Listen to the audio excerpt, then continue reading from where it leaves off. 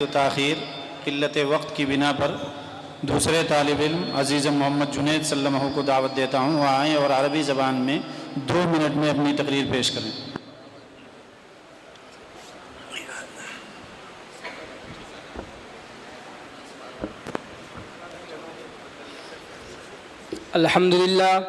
अल्हम्दुलिल्लाहिल्लज़ी इफ़्तरज़ अस्सलावातिल ख़म्स बदलन अनिल ख़म्सीन वस्सलातु वस्सलामु अला रसूलिल अकरम الذي أسري ليلة من ليال من المسجد الحرام إلى المسجد الأقصى وعلى آله وأتباعه الذين صدقوا وصدقوا النبي المعظم وقبلوا هدية الصلاة.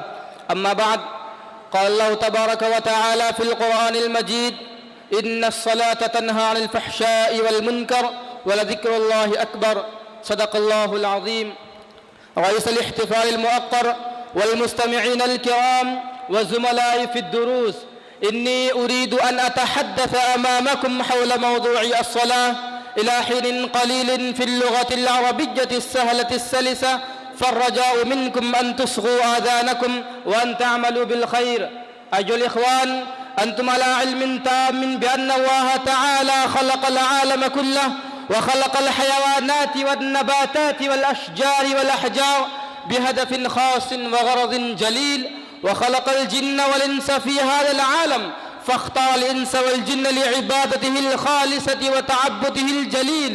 هذه ميزة خاصة من ميزات الإنس والجن، لأنهما خلقا لطاعة الرحمن الرحيم وعبادة الخالق الباري الذي خلق العالم كله وأشجاره وأحجاره ونباتاته والسماوات والأرض للإنس والجن، كما ذكر في القرآن الكريم: خلق لكم ما في الأرض جميعا ثم استوى إلى السماء وما خلقت الجن والإنس إلا ليعبدون.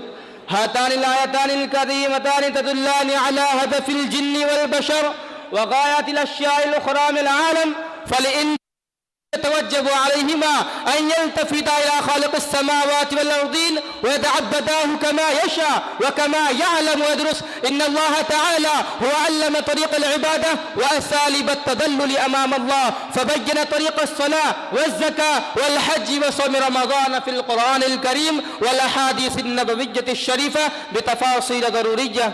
أيها العباد، أنتم تعلمون جيدا إن يعبد العبد خالق العالم كله ويصلي الصلوات المكتوبة 5 مرات في يوم واحد، فيحفظ نفسه وأعداءه كلها من عديد من المعاصي والذنوب من الفحشاء والمنكر، ويحفظ نفسه وأعداءه من الفواحش والمنكرات في داخل الصلاة وخارجها، في داخل المسجد وخارجه، في جميع الظروف والأوضاع. لذلك ذكر في الكتاب الخالد في الجزء 21 من القرآن: إن الصلاة تنهى عن الفحشاء والمنكر. فيجب على الإنسان الذي خلق لقيادة العالم بأسره أن يقود نفسه ويصون لسانه ويديه وعينيه وشفتيه وجميع أعضاء جسده من الذنوب والخطايا. هذا هو العمل الذي يؤدي الإنسان إلى دخول جنات تجري من تحتها الأنهار وفتح باب الجنة التي فيها ما لا عين رأت ولا أذن سمعت وما خطر على قلب بشر، حيث أعلن النبي صلى الله عليه وسلم: مفتاح الجنة الصلاة. وبذا اختتم كلامي، وآخر دعوانا الحمد لله رب العالمين.